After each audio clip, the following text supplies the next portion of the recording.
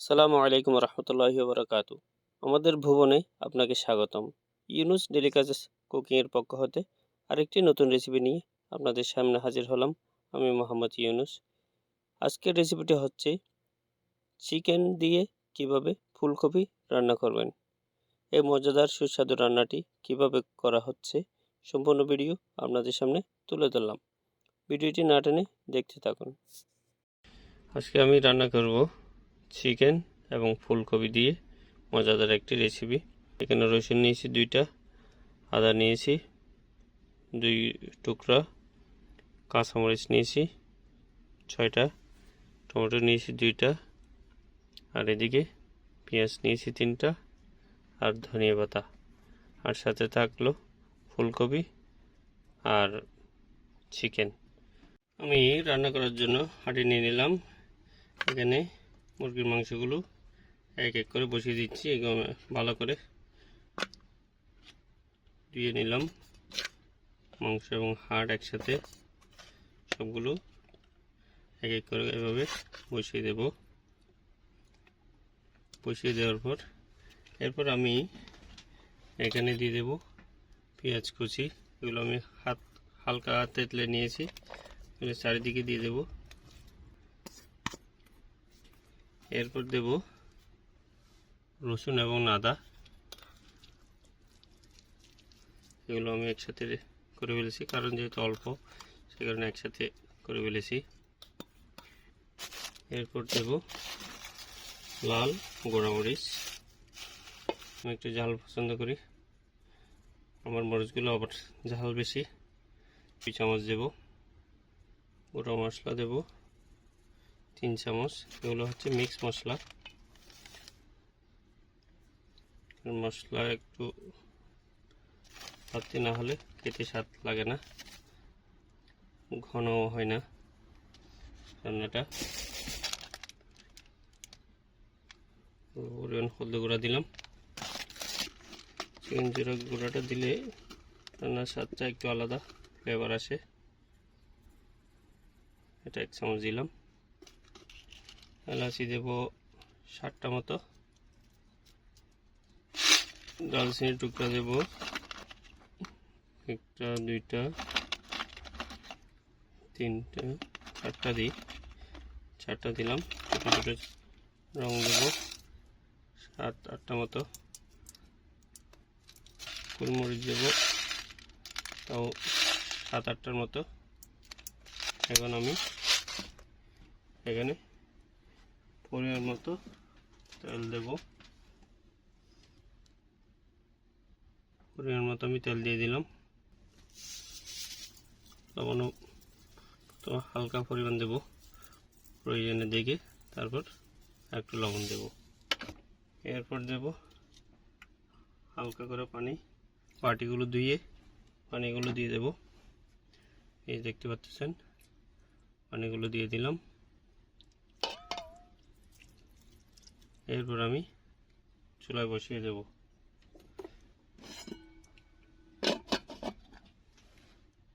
এই যে দেখেন আমি ফুলকপিগুলো ভালো করে ধুয়ে নিয়ে আসছি। ফুলগুলো এই দেখেন মাছ বরাবর অর্ধেক অর্ধেক করে কেটে নিয়েছি, যাতে ভিতরে ভালো করে সিদ্ধ হয়, খেতেও খুব স্বাদ হয়। প্রতিটা ফুল আমি বড় বড় করে নিয়েছি, এরপর মাঝখানে কেটে নিয়েছি। এগুলো আমি রান্নাগুলো হয়ে আসলে তারপর দিয়ে দেব। দেখি আমার রান্নাটা কতটুকু হয়েছে।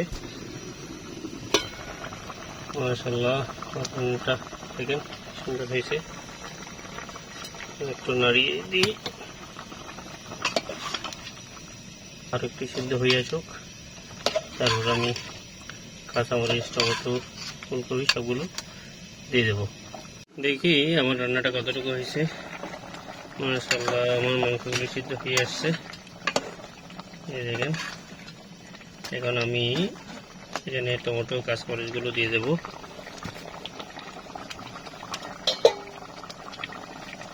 আমি টমেটোগুলো কুচি কুচি করে নিয়েছি।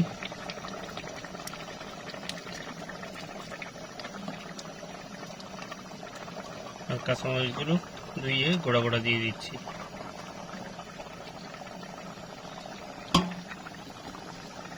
এখন ভালো করে নাড়িয়ে নেব। দেখুন কালারটা কি সুন্দর হয়েছে।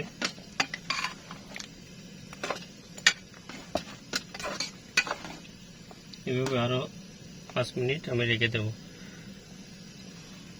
ঢাকনা দিয়ে। 5 মিনিট হয়ে গেল, দেখি আমার এগুলো কিরকম হয়েছে। মাশাআল্লাহ। এখন আমি ফুলগুলো দিয়ে দেব।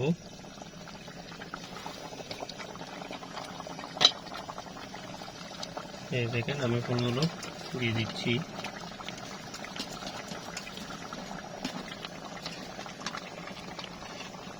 ফুলগুলো দিয়ে ভালো করে নাড়িয়ে নেব যাতে ফুলগুলোর সাথে মশলা অ্যাডজাস্ট হয়, না হয় আবার পানি দিয়ে দিলে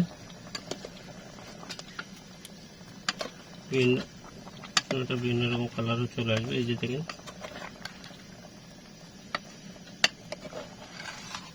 আমার পাতিলটা একটু ছোট, এখন একটু নাড়তে সমস্যা হয়ে যাচ্ছে।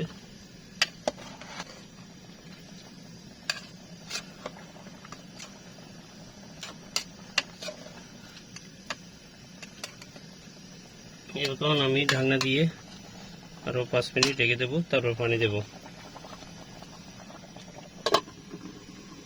5 মিনিট হয়ে গেল, এখন আমি দেখি আমার কি অবস্থা রান্নার। মাশাআল্লাহ। এখন আমি পানি দিয়ে দেব, কারণ ফুলকপিগুলো পানি খাবে, পানি দিয়ে দেব। একটু ভালো করে নাড়িয়ে নিই।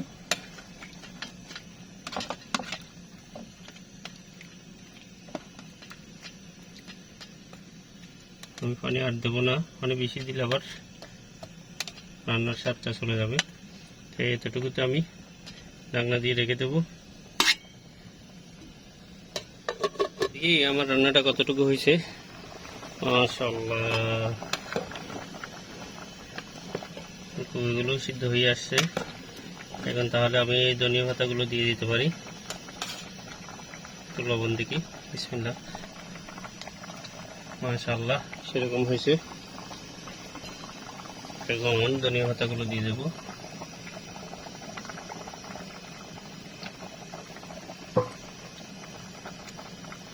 ধনিয়া পাতাগুলো দিয়ে আমি আরো 5টা মিনিট ওয়েট করব, যাতে ধনিয়া পাতার ঘ্রাণটা তরকারির সাথে অ্যাডজাস্ট হয়। সে কারণে আমি ঢাকনা দিয়ে দেব। ঢাকনা দিয়ে আর 5 মিনিট ওয়েট করব। মাশাআল্লাহ, দেখেন আমার রান্নাটা হয়ে গেছে। দেখতে কি সুন্দর হয়েছে, কালারটা কি সুন্দর আসছে দেখেন। আচ্ছা, আমি হলুদ দিয়েছি যে অল্প পরিমাণ, কি সুন্দর কালারটা চলে আসছে। দেখি, বিসমিল্লাহ। দেখেন সেরকম হয়েছে। আমি এক টুকরো মাংস নিই আর ফুলকপি নেব। ফুলগুলো একেবারে সিদ্ধ হয়ে গেছে।